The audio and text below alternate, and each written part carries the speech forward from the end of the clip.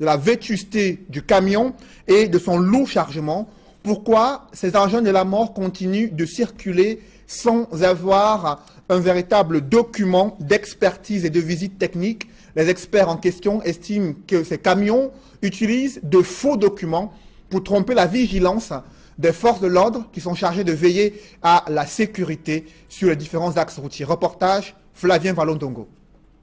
L'état physique de ces camions en position de détresse démontre qu'avant l'accident de la circulation, n'était plus en droit de circuler. N'étant même pas mécanicien, le véhicule a trop de défauts, trop abîmé, qui ne méritent pas normalement être en circulation. Toutes les accessoires ne sont pas dans les normes. Le système de freinage n'était pas réglementé. Au lieu de 20 tonnes, il charge au moins 30 tonnes. Si vous regardez normalement, ce véhicule n'a même pas la visite technique.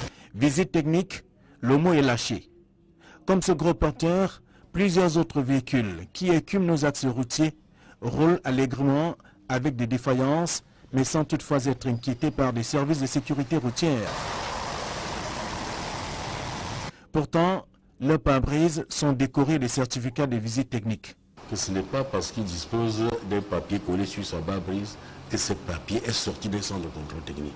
La plupart des temps que vous avez vu ces véhicules avec ces vignettes, ça peut être des vignettes périmées. Et c'est les forces de l'ordre qui devraient encore une fois de plus sévir sur ces genres de camions qui circulent dans nos cités et qui tuent les gens tous les jours. Le certificat de visite technique, qui fait partie des pièces importantes d'un véhicule, s'obtient après un examen dans un centre de contrôle technique. Si vous n'avez pas l'efficacité, une bonne efficacité de frein, si vous avez un déséquilibre important, ou si vous n'avez même pas de frein, on vous donne des livres pour la visite. Donc c'est avec ce banc qu'on détecte tout ça. Ça se fait automatiquement. Ça se mesure ici. On voit partir l'écran. Les données que vous voyez sont imprimées, c'est automatique. Dans des structures agréées et chargées de délivrer le précieux sésame, il se dit que certains certificats de visite technique affichés sur des pare-brises des véhicules tout type sont falsifiés. Je dois vous le dire que ces véhicules-là ne sont pas passés dans le centre de contrôle technique parce que nous le décrions tous les jours qu'il y a des faux certificats de contrôle technique en circulation. Et c'est ce genre de véhicules qui vont les fabriquer au quartier et collent sur les pare-brises pour tromper la vigilance des forces de maintien de l'ordre. Malgré la prolifération des centres de contrôle technique dans des grandes villes du pays, certains usagers peinent à intégrer la notion de certificat de visite technique parce que animés par l'esprit de corruption implémenté à chaque contrôle. Ces centres de contrôle technique agréés affirment que leur rôle se limite à identifier les anomalies sur le fonctionnement d'un véhicule et prévenir le propriétaire des risques encourus. Seules les autorités administratives et judiciaires et les forces de l'ordre ont la compétence de mettre hors circulation un véhicule en mauvais état. Je vous propose d'écouter le président de l'association des centres de visite technique agréés au Cameroun, Jean Bosco Simo Tarakam. Le contrôle technique, bien que vous ayez votre visite technique, comme on le dit vulgairement, ne vous exempte pas de jeter un regard permanent sur votre véhicule chaque matin quand vous sortez de chez vous. Ça ne vous exonère pas des révisions permanentes de votre véhicule. Parce que le contrôle technique donne le résultat sur votre véhicule à un moment T. Et si entre-temps le véhicule ne subit pas certains chocs, pour les véhicules utilitaires, ils ont 6 mois pour retourner dans le centre pour un contrôle réglementaire. Quand le système de freinage est accentué, vous n'aviez pas de certificat de visite technique. Il y a la pneumatique. Quand vous avez des pneus usés, vous n'avez pas le droit d'obtenir une visite technique. Quand vous avez les pare-brises fissurés, cassés, vous n'avez pas le droit d'obtenir une visite technique. Je sais que vous allez me relancer en disant que mais on voit des voitures cassées là partout en ville qui circulent avec des visites techniques. Je dois vous le dire que ces véhicules-là ne sont pas passés dans le centre de contrôle technique parce que nous le décrions tous les jours qu'il y a des faux certificats de contrôle technique en circulation. Et c'est ce genre de véhicules qui vont les fabriquer au quartier et collent sur les pare-brises pour tromper la vigilance des forces de maintien de l'ordre. Les forces de maintien de l'ordre ont le pouvoir de dire cette visite technique, elle n'est pas réglementaire, ils peuvent mettre ces véhicules en fourrière. Nous, on n'a pas ce pouvoir-là. Je vous le disais en titre, ce sont des chiffres qui donnent froid dans le dos. Environ une centaine de personnes tuées dans des accidents survenus en moins de 3 semaines sur les axes routiers. Et jusqu'ici, aucune cellule de crise ni de prise en charge psychologique, aucune de ces 2 cellules n'ont été mises en place au Cameroun pour accompagner les survivants, les familles des différentes victimes, ces familles endeuillées qui ont du mal à comprendre cette série noire d'hécatombes enregistrées sur les axes routiers. C'est du moins ce que déplorent des experts en la matière. François Dikoumé et Julienne Berthe-Bissaï les ont rencontrés dans ce reportage. Morts et plusieurs blessés, c'est le bilan des cas d'accidents enregistrés en l'espace d'1 mois sur l'étendue du territoire national. En date du 4 août dernier, l'on se souvient que 7 personnes avaient été brutalement arrachées à la vie sur l'axe Yaoundé-Bafoussam. Quelques jours plus tard, s'en est suivi un autre accident, cette fois-ci du côté de Yassa. Sous cette couverture est couchée une dame enceinte qui ne demandait qu'à traverser la route. Comme si cela ne suffisait pas, du côté de Tchang, la petite Divine, âgée seulement de 2 ans, perd la vie après avoir été violemment heurtée par un camion alors qu'elle vendait des beignets le long du trottoir. Autre accident qui vient alourdir les chiffres, c'est celui de Kometou à Obala qui a tué 12 personnes. Samedi 19 août, les populations de Mouyouka étaient en deuil. 20 personnes sont décédées à la suite d'une collision entre un camion transportant de la marchandise et un véhicule de transport urbain. Le tout dernier en date est celui du 20 août dernier au carrefour Agip où 5 personnes ont été brutalement arrachées à la vie par un camion transportant de la ferraille. Au total, 47 personnes mortes sous le regard indifférent des autorités gouvernantes. Malgré la gravité de ces cas d'accident, l'on déplore l'inexistence des cellules de crise et prise en charge psychologique des accidentés, pourtant indispensable en pareilles circonstances.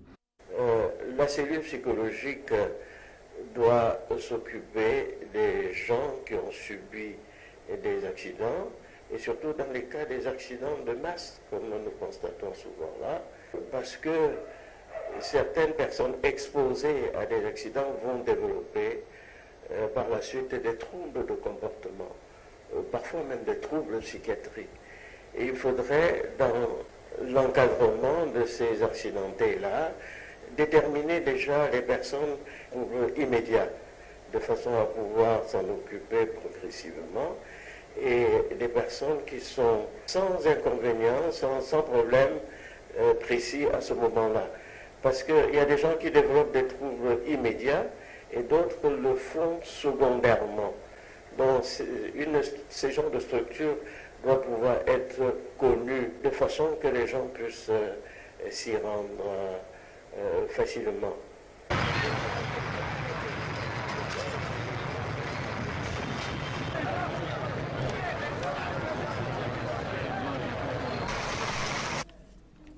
Quelles sont les causes profondes de ces hécatombes enregistrées en l'espace de 3 semaines sur les axes routiers du Cameroun? Comment comprendre cette inexistence d'une politique de sécurité routière? Je reçois sur ce plateau Martial Missimikim. Bonsoir.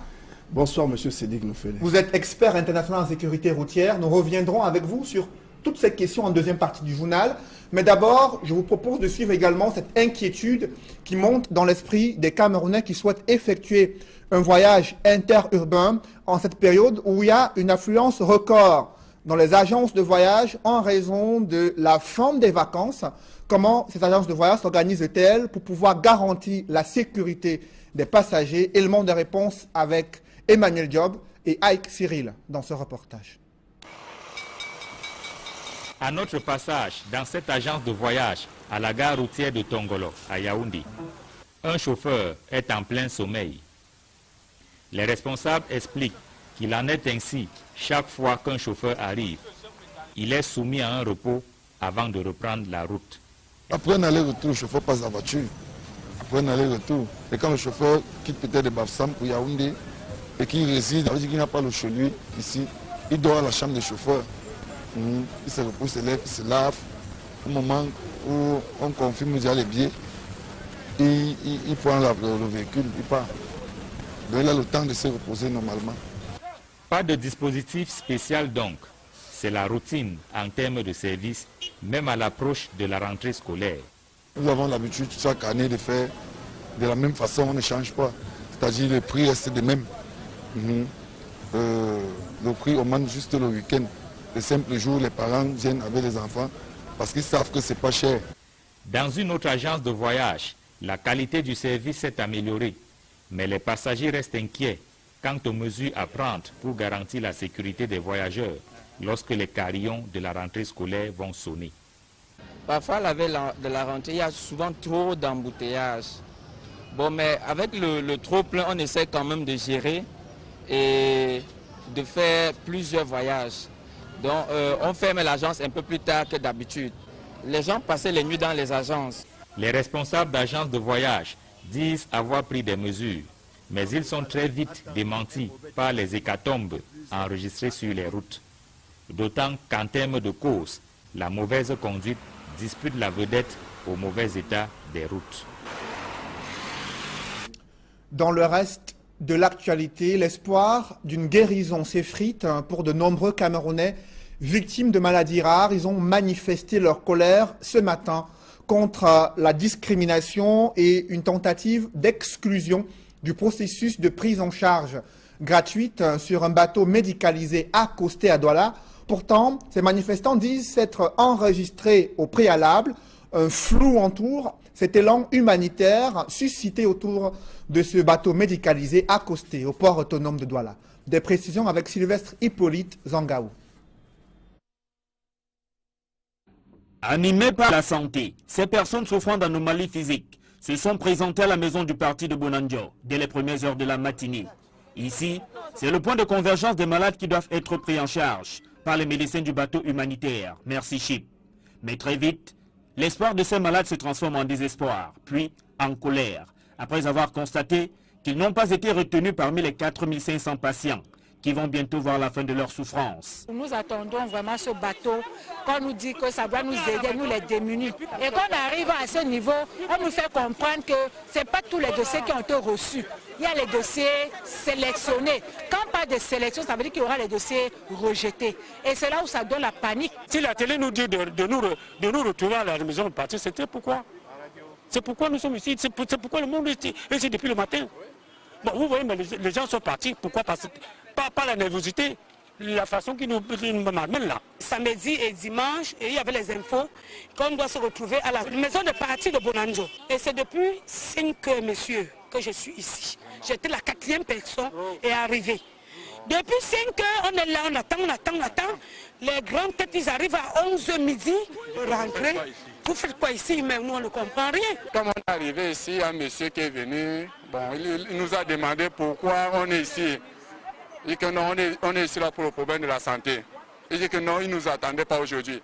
L'enregistrement des malades s'est effectué dans les districts de santé des 10 régions du pays, du 17 avril au 17 mai dernier. Cependant, l'inscription ne donnait pas la garantie d'être retenue pour les opérations chirurgicales.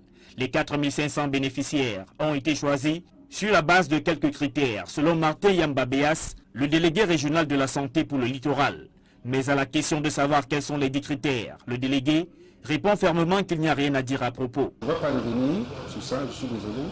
Actuellement, on n'est pas dans les critères. Il est question de recevoir les patients ici et d'aller les soigner gratuitement, selon la mission, n'est-ce pas, autorisée par le président de la République et la mission de Chichi. Les 4500 personnes qui doivent sélectionner, on ne va pas dire comment ça a été fait. Ça a été fait de façon très professionnelle, respectant l'équité. On allait dans toutes les régions, dans tous les districts, dans tous les villages. Maintenant, une autre sélection a été faite, les gens ont été appelés et s'est préparé ici. Ce sont des chirurgies maxillofaciales pour des grosses tumeurs qui sont sur le visage, la chirurgie générale pour les goitres et les lésions, la chirurgie orthopédique pour les enfants de moins de 16 ans qui ont les jambes arquées et les pieds beaux, la chirurgie obstétricale pour les femmes qui ont des fistules obstétricales, la chirurgie ophtalmologique pour les yeux qui ont des cataractes, c'est principalement les cataractes, et la chirurgie plastique pour lorsqu'il y a des grosses brûlures et qui empêchent la mobilité des membres. Plusieurs de ces patients affirment que lors de l'opération d'enregistrement, ils n'avaient pas reçu l'information selon laquelle seuls ceux qui par la suite seront contactés par téléphone bénéficieront des soins. Je me suis fait enregistrer à Bonassama, hôpital Bonassama, de Bonabéry. Le 12 mai, ils m'ont demandé d'aller attendre. Je suis rentré à la maison, depuis j'attends. On m'a fait comprendre que le bateau est déjà sur le terrain. Si on ne t'a pas appelé, retourne là-bas, demander comment ça se passe. Je me suis rendue à Bounassama. Ils m'ont demandé d'aller à la délégation. Oui. Et même tu arrives là-bas, on ne te reçoit pas. Tu vas attendre jusqu'à quand? Parce qu'il dit que ça va jusqu'en 2018. Comme dans les messages, que les gens soient rassurés. On sélectionne tous ces numéros qu'ils ont enregistrés. Ils font comprendre aux gens. Tu restes le message, vient que bon, madame, vous êtes sélectionné pour 2018, vous êtes sélectionné pour le mois de décembre. Oui, le travail sera mieux fait et il y aura moins de panique. Le délégué régional de la santé publique pour le littoral, qui affirme que la liste est bouclée, demande cependant aux malades non retenus de croiser les doigts et de croire au miracle. On a sélectionné 12 000. Vous comprenez? 12 000. Et maintenant, il fallait réduire parce que c'est 4 500. Que chacun reste chez soi, s'il veut qu'il attende son téléphone, s'il n'est pas encore appelé. Mais je pense qu'actuellement, c'est pratiquement fini. Mais gardez l'écoute. Il peut arriver que quelqu'un soit oublié. Peut-être bien, il n'a pas pris son téléphone, n'a pas pu l'avoir. Donc il faut rester connecté pour les autres. Signalons que contrairement à ce qui a été annoncé par André Mamafouda, le ministre de la Santé publique, ce lundi 21, la maison du parti de Bonanjo n'avait toujours pas accueilli les premiers malades retenus pour cette opération. Un trafic d'ossements humains vient d'être démantelé dans la région de l'Ouest. 2 individus ont été appréhendés en possession des os humains à Banganté, dans le département d'Undé. Des précisions avec Dallas Kana et Jean-Paul Chouniat. À la division régionale de la police judiciaire pour l'Ouest, 2 présumés profanateurs de tombes gardés à vue. Ils ont été pris en flagrant délit de possession d'ossements humains, prêts à la vente pour un montant de 5 millions de francs. On a seulement quelqu'un qui nous proposait, ça paye trop. Donc voilà pourquoi on a cessé de caser les tombeaux pour trouver les gens comme ça. De sources policières, ces butins en main que 2 d'entre eux, Mohamedou Hadi, 19 ans, et Sangou Zakariaou, 22 ans, contactent un potentiel acheteur résidant dans le Ndé. Les personnes qui voulaient acheter après, il est disparu. Tu vois, non, après ce numéro, ça passe pas. L'originaire du Nord, sentant l'affaire louche, va informer le commissariat de sécurité publique de la ville de Banganté, qui met aussitôt en place une embuscade. Un policier passant pour acquérir de la marchandise, les 2 infortunés mordent à la meçon. Mais trop tard pour eux, le véhicule banalisé a pris la direction du commissariat. Ainsi, leur exploitation va permettre de remonter la filière et mettre la main sur 4 autres membres du gang résidant à Fumbo dans le Noun. À en croire le témoignage de Mohamedou Daïrou présenté comme chef de ce gang, ils seraient à leur premier coup du genre. Âge variant entre 19 et 36 ans, ils seront présentés au procureur de la République pour répondre des charges de trafic d'ossements humains, profanation de tombes et cadavres. Le drame du lac Nyos reste encore vivace dans l'esprit de nombreuses familles, mais aussi de l'opinion publique. Du gaz s'était échappé de ce lac et avait anéanti toute vie sur un périmètre de plusieurs kilomètres. Et l'un des premiers journalistes à arriver sur les lieux, Jean-Pierre Efouba Onana, commémore encore ce triste événement. Reportage Emmanuel Diop et Guizogo. Il y a 31 ans, dans la nuit du 21 au 22 août 1986, une explosion dans le lac Nyos, à 120 km de Bamenda, dans la région du Nord-Ouest, faisait près de Jean-Pierre Efouba Onana, véritable mémoire vivante de cet événement, alors journaliste à la Cameroun Television, CTV, l'ancêtre de la CRTV, rappelle d'abord l'ambiance qui prévalait après cette catastrophe. La télévision nationale n'a que 17 mois d'âge. Très jeune donc, pas d'expérience de couverture de ce genre d'événements. Et on traîne sur place 3-4 jours durant. Hein. Le téléphone commence à sonner du monde entier. Les télévisions majeures du monde, américaines, japonaises, allemandes, la NHK, ABC News des États-Unis, TF1, Antenne 2 à l'époque, avant France 2, et d'autres encore, nous appellent pour avoir demandé des images. C'est quand les équipes de ces grands majors-là commencent à débarquer à Yaoundé. Je me souviens de Pierre Salinger, par exemple, qui était le grand correspondant de ABC à Paris, qui débarque à l'aéroport de Yaoundé avec un jet privé, et rien que ça. Et c'est à ce moment-là que M. Florent Etogeli et son adjoint, M. Nyamdi Difonta, prennent la mesure de la chose. Et puis décident donc qu'on envoie une équipe là-bas. Dans ces conditions, l'arrivée à Bamenda et le tournage des premières images ne manquait pas de pittoresque. Le DG va aller louer un avion. Nous décollons de Bamenda pour aller visiter le lac en attendant que les hélicos ne commencent les rotations. Quand on arrive au-dessus du lac, le lac est d'un rouge ocre. Vous sentez vraiment que la boue du fond a été ramassée par l'explosion. Le commandant Martin Topé, c'est lui-là même qui pilote les MA60 en ce moment. Nous demandons à Martin s'il peut faire quelque chose. Il dit, oh, Martin s'éloigne, il prend de l'altitude.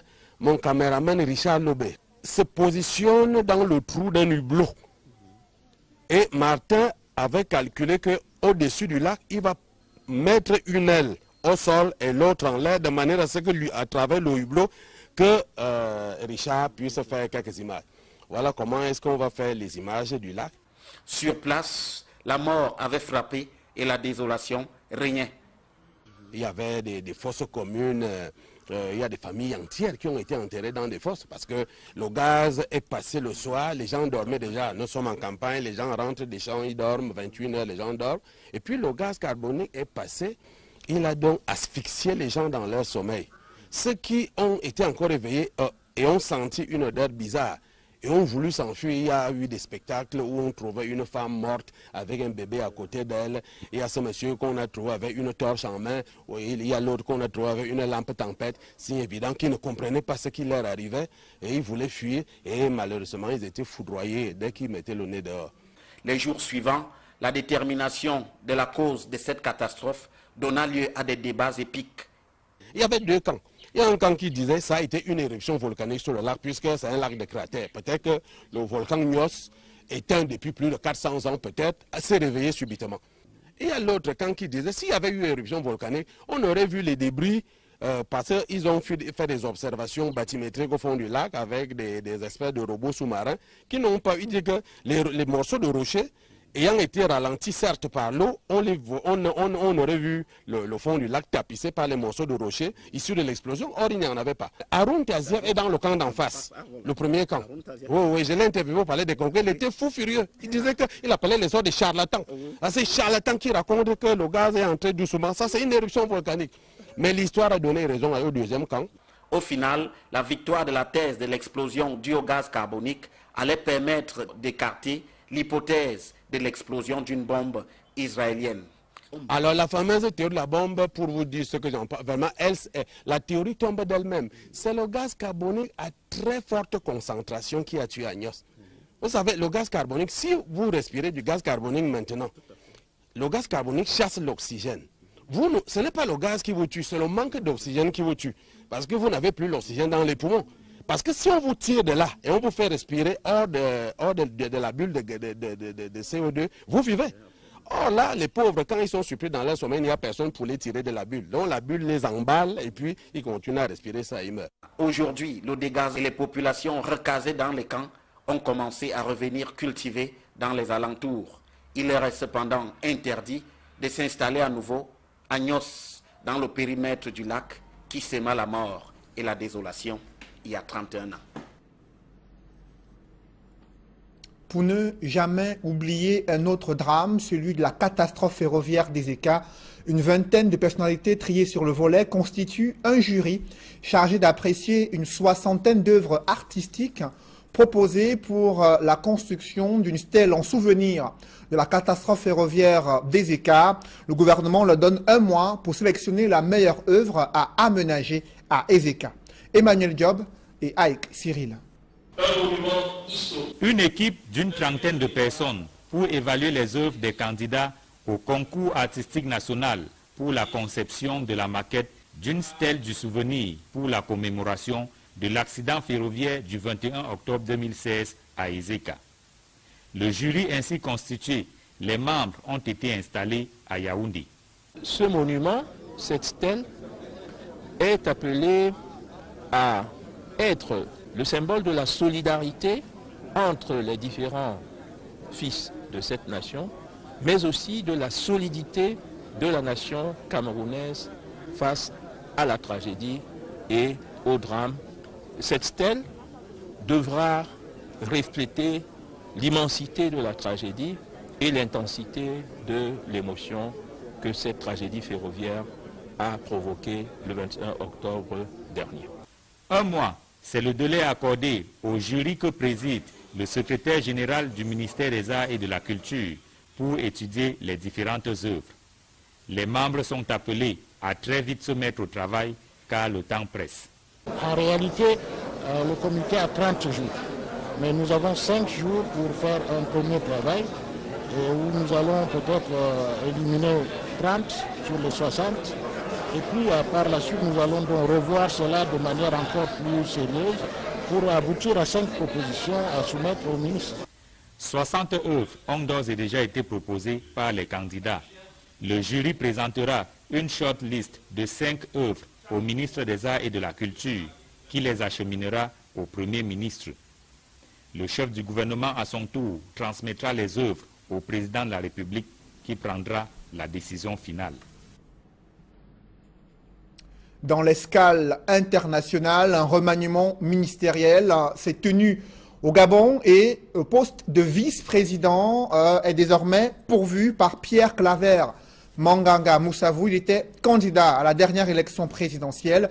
Il fait partie de la majorité présidentielle et marque ainsi son entrée dans le gouvernement. L'on note que Bruno Ben Moubamba perd son rang de vice-premier ministre et devient ministre d'État et garde son portefeuille en charge de l'urbanisme du côté du Gabon. Aucun proche de Jean Ping n'est annoncé dans cette nouvelle équipe gouvernementale et le président de la République a fait confiance au Premier ministre qui reste en poste. Seule entrée assez remarquée, c'est celle de Pierre Claver Manganga Moussavou, nommé vice-président de la République au Gabon, 1 an après l'élection présidentielle qui a secoué ce pays durant plusieurs mois et a conduit à un dialogue politique. Pendant ce temps, au Nigeria, le président Muhammadu Buhari, après son retour, rassure l'opinion nationale nigériane, mais aussi internationale, de sa bonne santé et il s'exprime sur les urgences et les dossiers brûlants à traiter durant les toutes prochaines semaines. Reportage Gladys Sidier. I am so glad to be home. Après plus de 3 mois de spéculation, d'inquiétudes et de rumeurs, le peuple nigérien n'aura pas réussi à pousser le président à révéler la moindre indication sur son état de santé. Muhammadu Buhari s'est voulu rassurant après plus de 100 jours d'absence dans son pays. Il a remercié les Nigériens pour leurs prières et n'a fait aucune révélation sur son état de santé.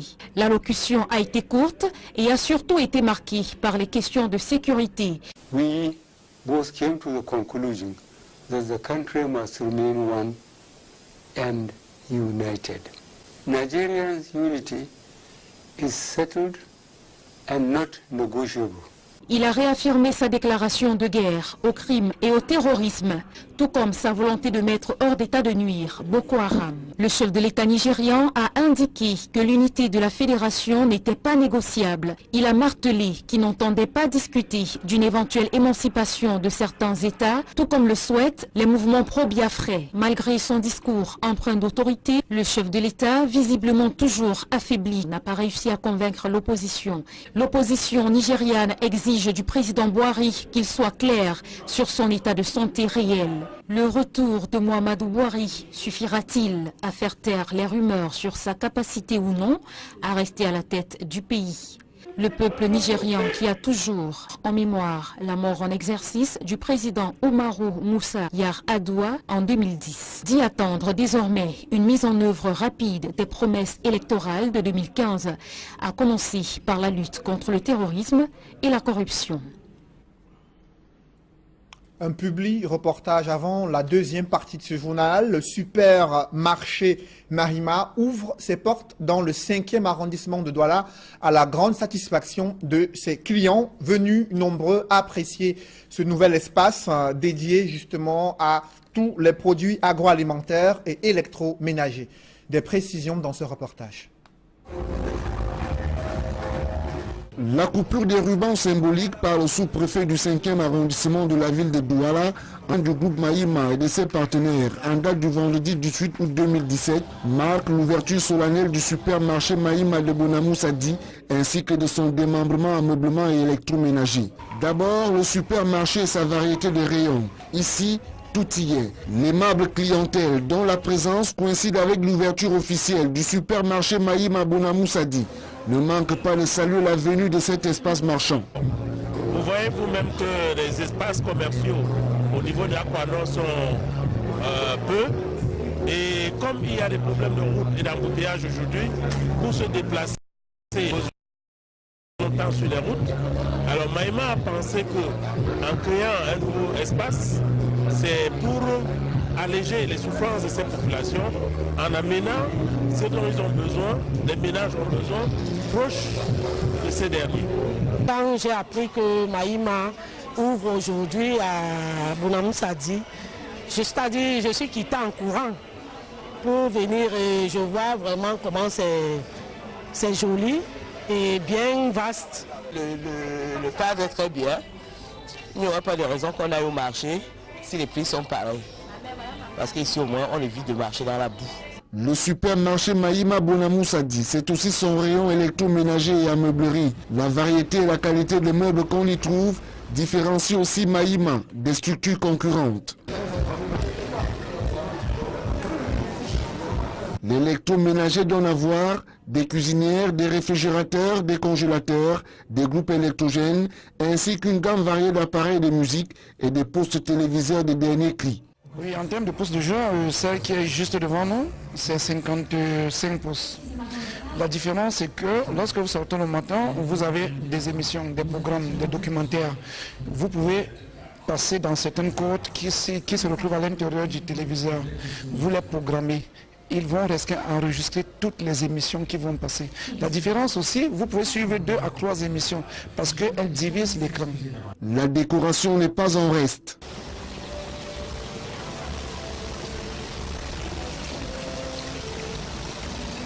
S'agissant du rapport qualité-prix, les responsables du groupe Mahima rassurent. On a mis beaucoup de choses avec beaucoup de variétés. Si il y a il peut trouver tout ce qu'il a besoin pour la maison, même pour les cuisines, tout. Avec les têtes bon prix, avec les prix promotionnels. Le sous-préfet de Douala 5e, au sortir de cette visite guidée, félicitera aussi à son tour l'initiative du groupe Mahima. Je suis très heureux que nous ayons un supermarché de cette dimension à Douala 5e. J'ai fait le tour, c'est très achalandé, c'est varié. Nous avons l'alimentaire et les produits cosmétiques. De l'autre côté, nous avons la meublerie, vraiment c'est complet. Et ça fait la fierté de lancement de Douala 5e. Mahima Bonamoussadi, votre supermarché préféré, service, sélection et satisfaction, avec son personnel de grande surface, hautement qualifié et rompu à la tâche, vous accueille 7 sur 7. Dans une poussière de seconde, la deuxième partie de ce journal.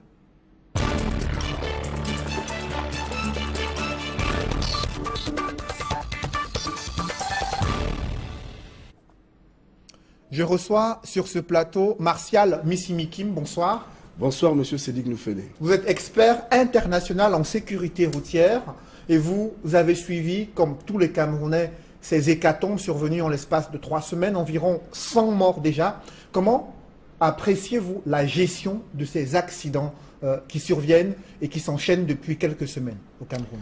Mais avant d'entamer mon propos, permettez-moi que je présente d'abord les condoléances aux familles durement éprouvées.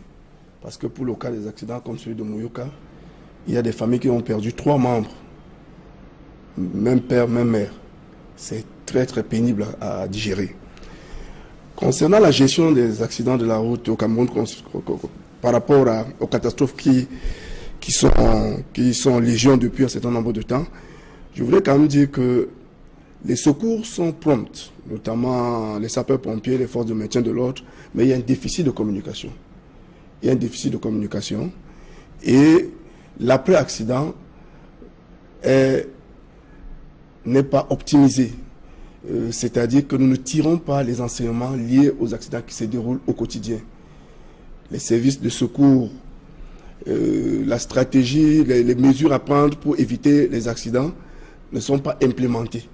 Et c'est pour cela que nous pensons qu'il faut rapidement mettre en place au Cameroun un leadership national, un organisme qui doit coordonner les actions de la sécurité routière, aussi bien au niveau gouvernemental qu'au niveau des autres acteurs, que la société civile, les experts, les leaders d'opinion, les ministres de culte et les entreprises qui s'intéressent à la sécurité routière. Avant qu'on en arrive à cette solution, quelles sont les causes profondes de cette série noire d'accidents enregistrés ces dernières semaines? Les causes des accidents sont multiples. Nous allons nous en tenir aux causes qui ont provoqué des hécatombes ces derniers temps. Vous avez annoncé le chiffre. Et je vais vous dire, de mémoire d'observateur à la sécurité routière, depuis 1998, c'est la première fois que nous passons un week-end avec 36 tués sur les routes. La dernière fois, 1998, en juillet 1998, nous avons enregistré 33 tués. Et nous pensons que les causes des accidents sont liées à l'état technique de notre parc automobile. Accident ces derniers temps, vous avez constaté, cela implique un gros porteur, soit une voiture particulière, soit un bus de transport en commun. Et si vous observez très bien de manière apparente, notre parc auto en matière de transport des marchandises est extrêmement vieux. La moyenne d'âge aujourd'hui se situe entre 40 ans. Et il est urgent. Quel est l'impact de cet état défectueux du parc automobile destiné au transport des marchandises? Comment est-ce que cela intervient au point où d'être à l'origine de ces nombreux accidents? Effectivement, il se dégage des différences techniques. Au bout d'un certain nombre d'années, l'usure du véhicule, les organes de sécurité fait que les freins ne peuvent plus tenir. Que ce soit à Mouyouka ou récemment au Carrefour à JPR ou alors en Bankomo, nous ne sommes pas encore au résultat des enquêtes, mais il apparaît clairement qu'il y a eu des différences techniques liées au système de freinage. Et le système de freinage, c'est un système qui s'use sur les faits du temps et qui est lié à la vétusté des véhicules. Et nous pensons également que le système de freinage moderne, aujourd'hui n'est pas celui d'il y a 50 ans. 50 ans, 40 ans ont des systèmes de freinage qui sont complètement dépassés.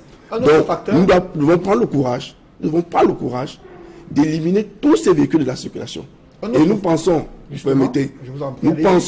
nous pensons qu'il y a des leviers sur lesquels on peut jouer, notamment ceux qui sont des donneurs d'ordre de ces camions. Je pense particulièrement aux responsables des ports qui peuvent interdire aux véhicules qui ne répondent pas aux conformités d'entrée dans la scène portuaire. Justement, un autre facteur qui pourrait expliquer cette série d'accidents enregistrés sur les axes routiers? L'autre facteur, c'est le non-respect de la réglementation, notamment l'une des causes premières, la vitesse, la pratique de vitesse et le non-respect de la réglementation en matière de manœuvre. Par exemple, l'une des premières causes, c'est la manœuvre de dépassement. Vous savez, nous n'avons pas d'autoroute et nous avons des routes à 2 voies. Donc, nous demandons aux conducteurs d'être patients, de ne opérer le dépassement que quand les conditions sont réunies. Mais ces chauffeurs incriminés estiment que l'état des routes contribue aussi énormément à ces nombreux accidents enregistrés, avec bien sûr des virages qui sont souvent mal aménagés, avec de nombreux nids de poules observés sur les axes routiers. Quelle est la place de l'état des routes dans ce type d'accident? Suivant les statistiques, les causes d'accidents de route sont de l'ordre de 10%. Donc je ne voudrais pas dédouaner l'administration des routes qui a fait des efforts ces derniers temps. Vous avez vu sur l'axe de Yaoundé, des déforestages sur l'emprise de l'ouvrage. Mais nous pensons qu'en tant qu'être humain, nous devons adopter notre comportement à l'état de la route et à l'état de la chaussée. Parce que vous ne pouvez pas mettre votre vie contre la volonté politique d'un État. Alors comment appréciez-vous justement la mobilisation des pouvoirs publics pour davantage sensibiliser les chauffeurs et les Camerounais sur ces questions-là? La stratégie de sécurité routière, est-ce qu'elle existe? Si oui, comment est-ce que vous appréciez? Quel est votre diagnostic? Il y a une stratégie qui existait jusqu'en l'an 2014, si je me souviens. Et aujourd'hui, la stratégie est en train d'être actualisée par rapport au 5 piliers des d'action pour la sécurité routière. Mais nous pensons que la question de sécurité routière implique tous les acteurs étatiques, les acteurs non étatiques, notamment la société civile et et les entreprises. Mais pourquoi ça ne réduit pas? Pourquoi au Cameroun, on a le sentiment qu'on va vers une recrudescence des accidents mortels, alors qu'il y a quelques campagnes de prévention routière qu'on observe? Qu'est-ce qui ne marche pas? Ce qui ne marche pas, c'est que les activités que vous citez sont des activités efficaces, mais malheureusement, elles sont ponctuelles, elles sont limitées dans le temps.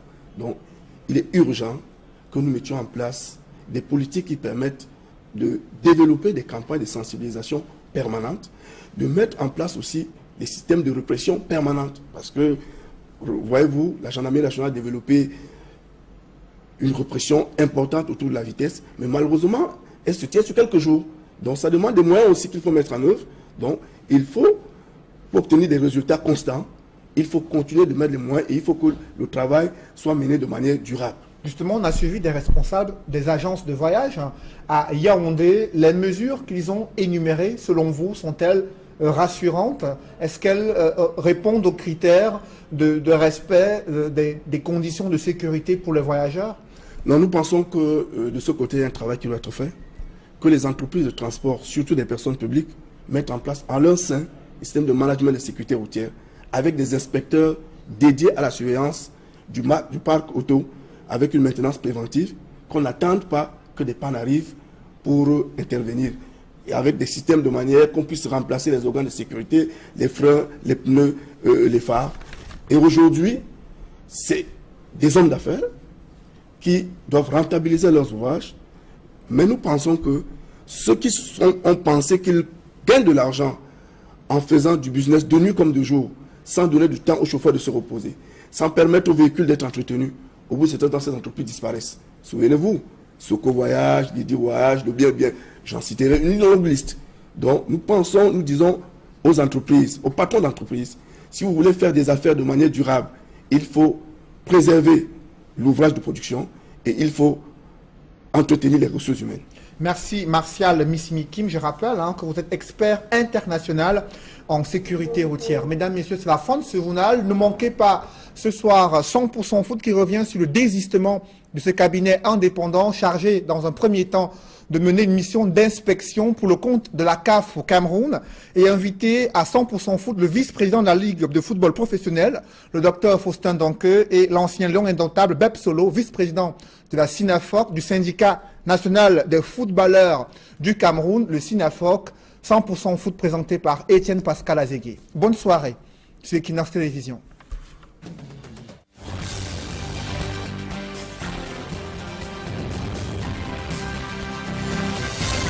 Une aile au sol et l'autre en l'air, de manière à ce que lui, à travers le hublot, que Richard puisse faire quelques images.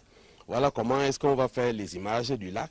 Sur place, la mort avait frappé et la désolation régnait.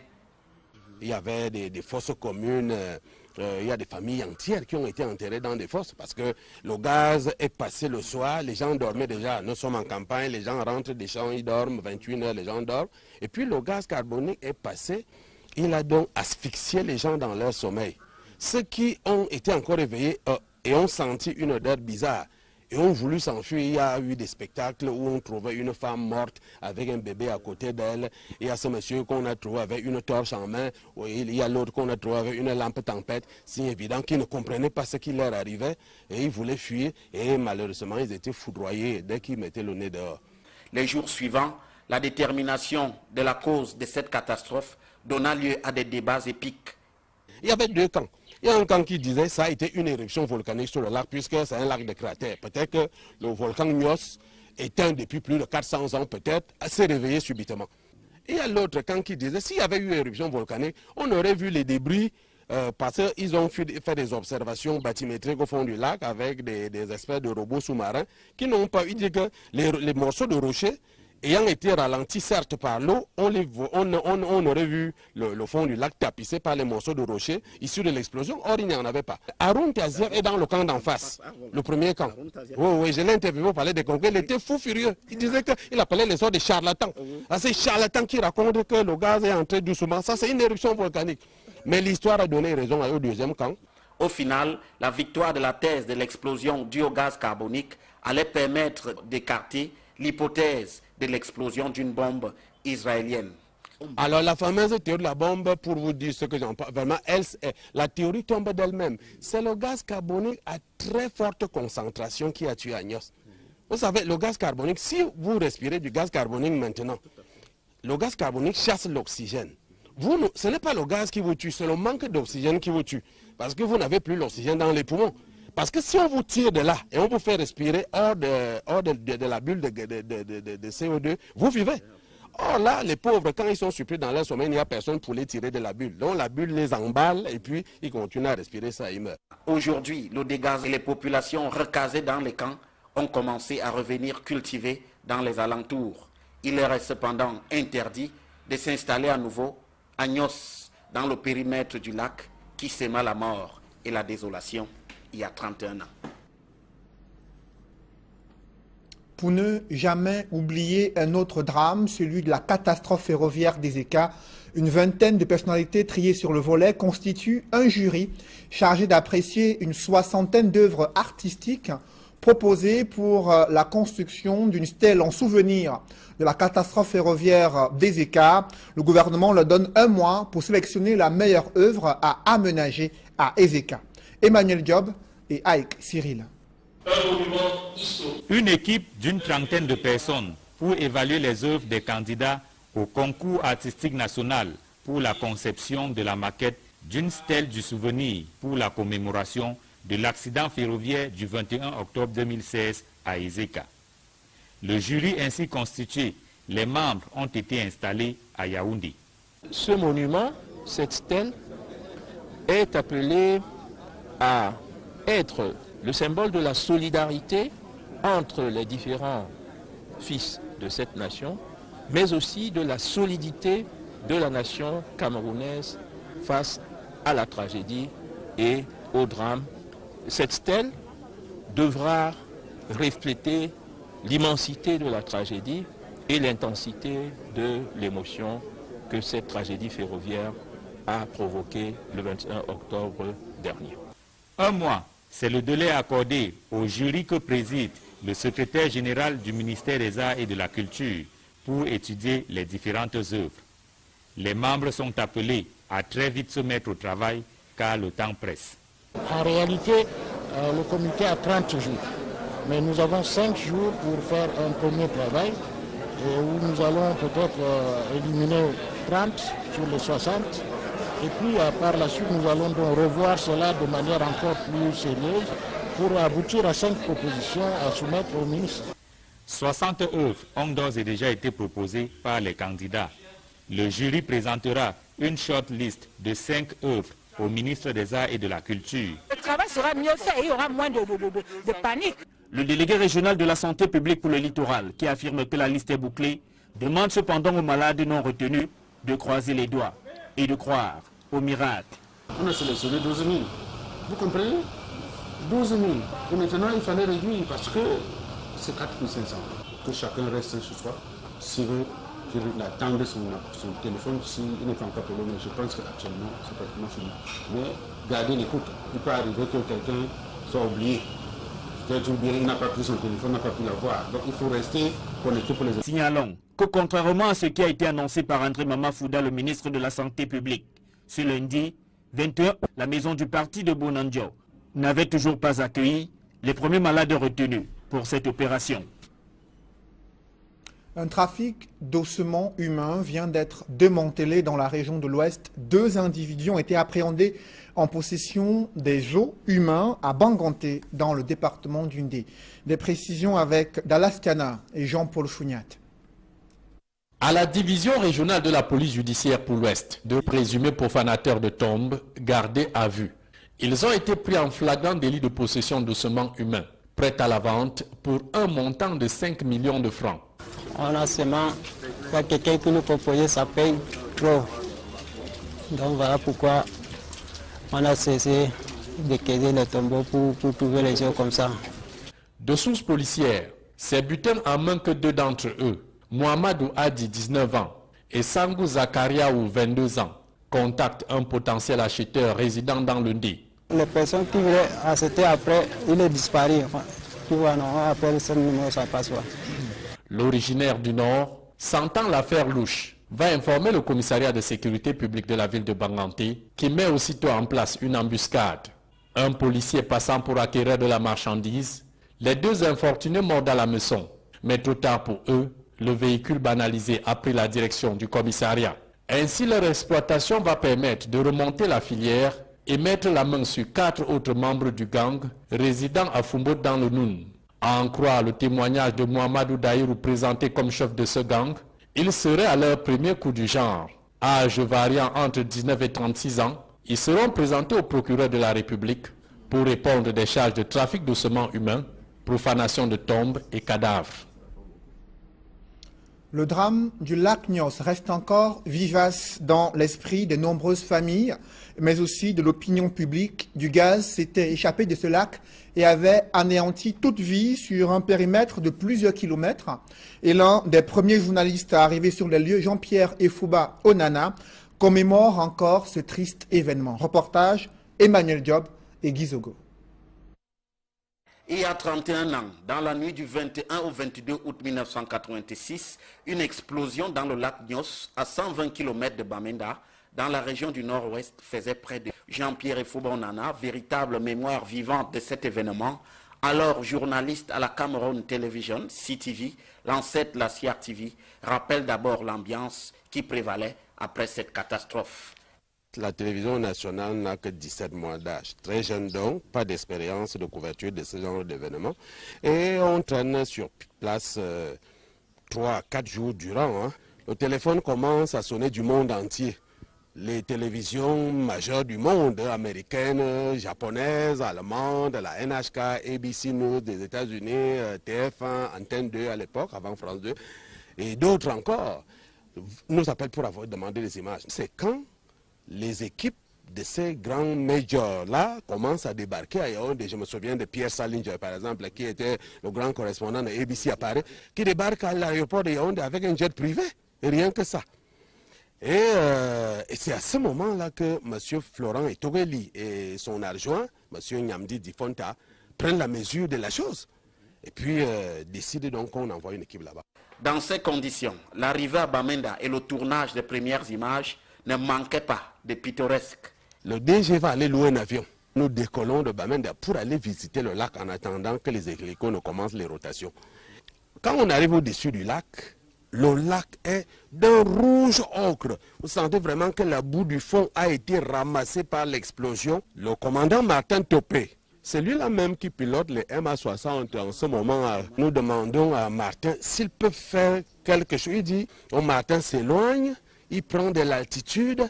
Mon caméraman Richard Lobé se positionne dans le trou d'un hublot.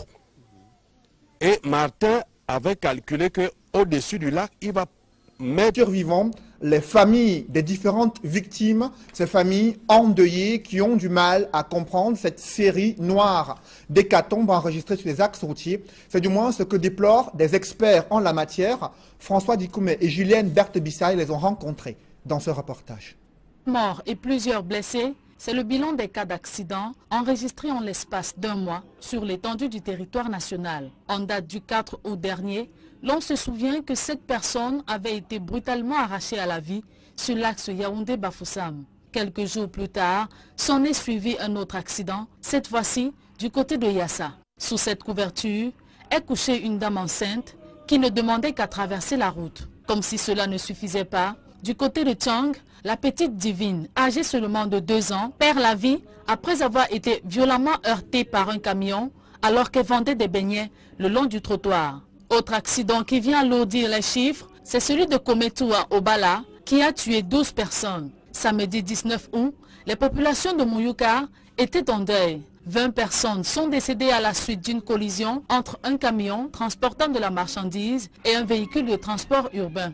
Le tout dernier en date est celui du 20 août dernier au carrefour Agip où 5 personnes ont été brutalement arrachées à la vie par un camion transportant de la ferraille. Au total, 47 personnes mortes sous le regard indifférent des autorités gouvernantes. Malgré la gravité de ces cas d'accident, l'on déplore l'inexistence des cellules de crise et prise en charge psychologique des accidentés, pourtant indispensable en pareilles circonstances. La cellule psychologique doit s'occuper des gens qui ont subi des accidents, et surtout dans les cas des accidents de masse, comme nous constatons souvent là, parce que certaines personnes exposées à des accidents vont développer par la suite des troubles de comportement, parfois même des troubles psychiatriques. Et il faudrait, dans l'encadrement de ces accidentés-là, déterminer déjà les personnes pour immédiat, de façon à pouvoir s'en occuper progressivement, et des personnes qui sont sans inconvénients, sans problème précis à ce moment-là. Parce qu'il y a des gens qui développent des troubles immédiats et d'autres le font secondairement.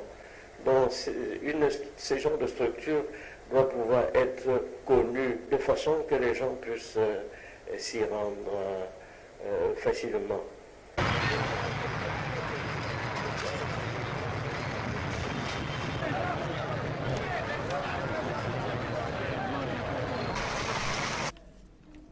Quelles sont les causes profondes de ces hécatombes enregistrées en l'espace de 3 semaines sur les axes routiers du Cameroun? Comment comprendre cette inexistence d'une politique de sécurité routière? Je reçois sur ce plateau Martial Missimikim. Bonsoir. Bonsoir, monsieur Sédik Noufele. Vous êtes expert international en sécurité routière. Nous reviendrons avec vous sur toutes ces questions en deuxième partie du journal.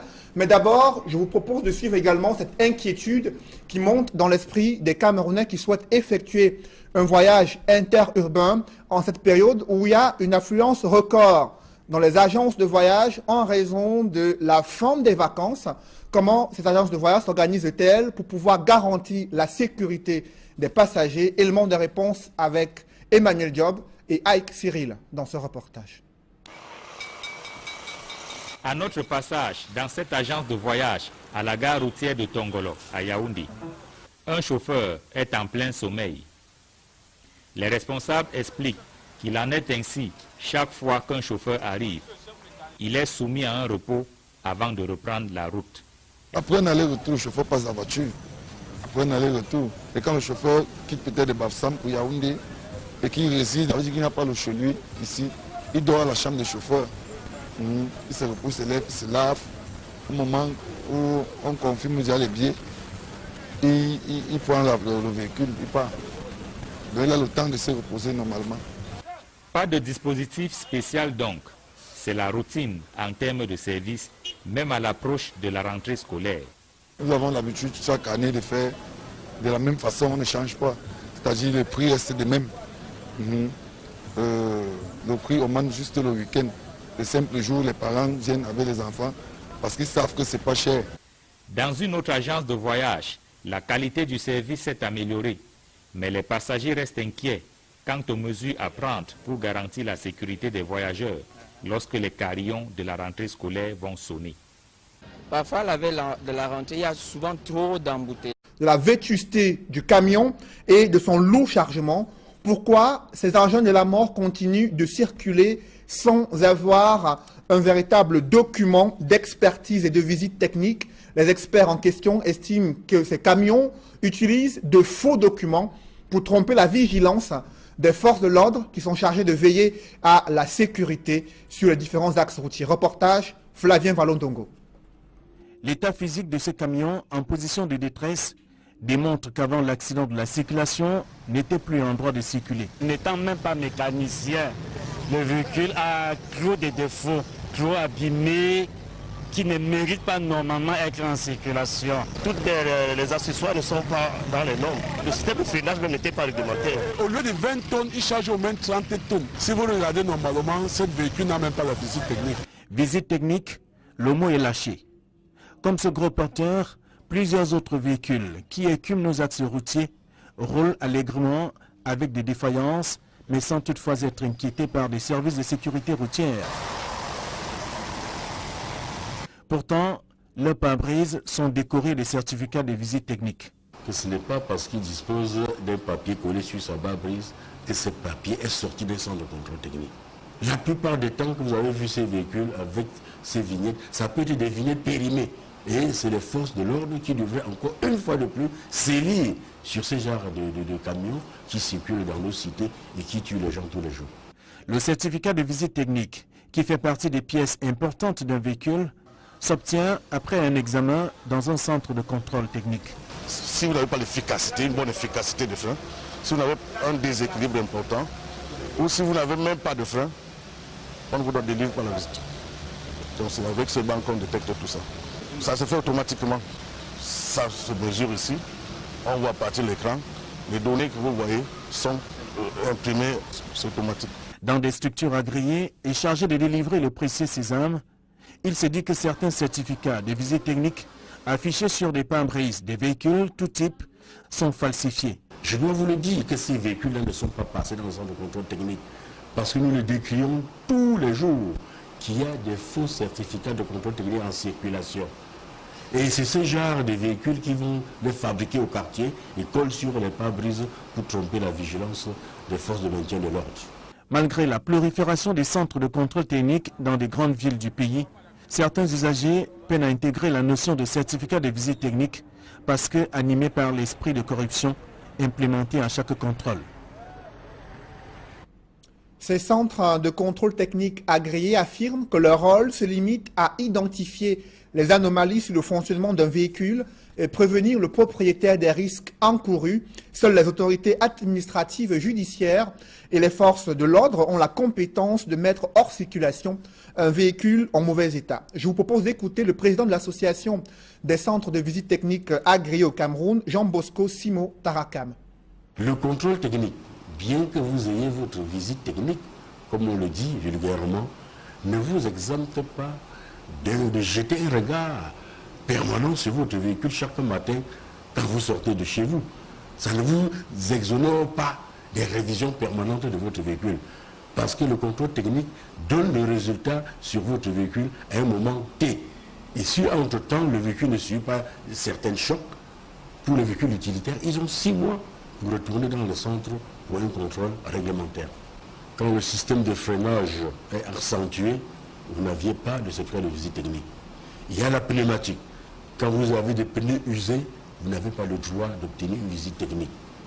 Quand vous avez les pare-brises fissurés, cassés, vous n'avez pas le droit d'obtenir une visite technique.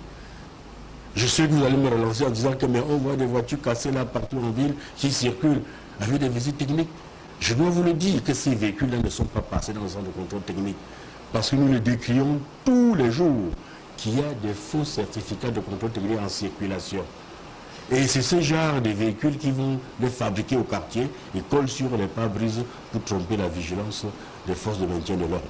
Les forces de maintien de l'ordre ont le pouvoir de dire cette visite technique, elle n'est pas réglementaire, ils peuvent mettre ces véhicules en fourrière. Nous, on n'a pas ce pouvoir-là. Je vous le disais en titre, ce sont des chiffres qui donnent froid dans le dos. Environ une centaine de personnes tuées dans des accidents survenus en moins de 3 semaines sur les axes routiers. Et jusqu'ici, aucune cellule de crise ni de prise en charge psychologique, aucune de ces 2 cellules n'ont été mises en place au Cameroun pour accompagner les... Bon, mais avec le trop-plein, on essaie quand même de gérer et de faire plusieurs voyages. Donc, on ferme l'agence un peu plus tard que d'habitude. Les gens passaient les nuits dans les agences. Les responsables d'agences de voyage disent avoir pris des mesures, mais ils sont très vite démentis par les hécatombes enregistrées sur les routes. D'autant qu'en termes de cause, la mauvaise conduite dispute la vedette au mauvais état des routes. Dans le reste de l'actualité, l'espoir d'une guérison s'effrite pour de nombreux Camerounais victimes de maladies rares. Ils ont manifesté leur colère ce matin contre la discrimination et une tentative d'exclusion du processus de prise en charge gratuite sur un bateau médicalisé accosté à Douala. Pourtant, ces manifestants disent s'être enregistrés au préalable. Un flou entoure cet élan humanitaire suscité autour de ce bateau médicalisé accosté au port autonome de Douala. Des précisions avec Sylvestre Hippolyte Zangaou. Animés par la santé, ces personnes souffrant d'anomalies physiques se sont présentées à la maison du parti de Bonanjo dès les premières heures de la matinée. Ici, c'est le point de convergence des malades qui doivent être pris en charge par les médecins du bateau humanitaire Merci Ship. Mais très vite, l'espoir de ces malades se transforme en désespoir, puis en colère, après avoir constaté qu'ils n'ont pas été retenus parmi les 4500 patients qui vont bientôt voir la fin de leur souffrance. Nous attendons vraiment ce bateau, qu'on nous dit que ça doit nous aider, nous les démunis. Et quand on arrive à ce niveau, on nous fait comprendre que ce n'est pas tous les dossiers qui ont été reçus. Il y a les dossiers sélectionnés. Quand pas de sélection, ça veut dire qu'il y aura les dossiers rejetés. Et c'est là où ça donne la panique. Si la télé nous dit de nous retrouver à la maison de partir, c'était pourquoi? C'est pourquoi nous sommes ici, c'est pourquoi le monde est ici depuis le matin. Bon, vous voyez, mais les gens sont partis. Pourquoi? Pas la nervosité, la façon qui nous m'amène là. Samedi et dimanche, il y avait les infos qu'on doit se retrouver à la maison de parti de Bonanjo. Et c'est depuis 5 heures, messieurs, que je suis ici. J'étais la 4e personne et arrivée. Depuis 5 heures, on est là, on attend. Les grandes têtes, ils arrivent à 11h midi, rentrer. Vous faites quoi ici? Mais nous, on ne comprend rien. Comme on est arrivé ici, il y a un monsieur qui est venu. Bon, il nous a demandé pourquoi on est ici. Il dit que non, on est ici là pour le problème de la santé. Il dit que non, il ne nous attendait pas aujourd'hui. L'enregistrement des malades s'est effectué dans les districts de santé des 10 régions du pays, du 17 avril au 17 mai dernier. Cependant, l'inscription ne donnait pas la garantie d'être retenue pour les opérations chirurgicales. Les 4500 bénéficiaires ont été choisis sur la base de quelques critères, selon Martin Yambabéas, le délégué régional de la santé pour le littoral. Mais à la question de savoir quels sont les 10 critères, le délégué répond fermement qu'il n'y a rien à dire à propos. Je ne vais pas revenir sur ça, je suis désolé. Actuellement, on n'est pas dans les critères. Il est question de recevoir les patients ici et d'aller les soigner gratuitement. Selon la mission, n'est-ce pas, dirigée par le président de la République et la mission de Chichi.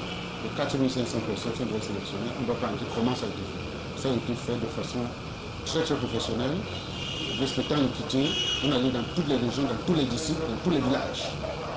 Maintenant, une autre sélection a été faite, les gens ont été appelés et s'est préparé ici. Ce sont des chirurgies maxillofaciales pour des grosses tumeurs qui sont sur le visage, la chirurgie générale pour les goitres et les lésions, la chirurgie orthopédique pour les enfants de moins de 16 ans qui ont les jambes arquées et les pieds beaux, la chirurgie obstétricale pour les femmes qui ont des fistules obstétricales, la chirurgie ophtalmologique pour les yeux qui ont des cataractes, c'est principalement les cataractes, et la chirurgie plastique pour lorsqu'il y a des grosses brûlures et qui empêchent la mobilité des membres. Plusieurs de ces patients affirment que lors de l'opération d'enregistrement, ils n'avaient pas reçu l'information selon laquelle seuls ceux qui par la suite seront contactés par téléphone bénéficieront des soins. Je me suis fait enregistrer à Bonassama, hôpital Bonassama de Bonabéry. Le 12 mai, ils m'ont demandé d'aller attendre.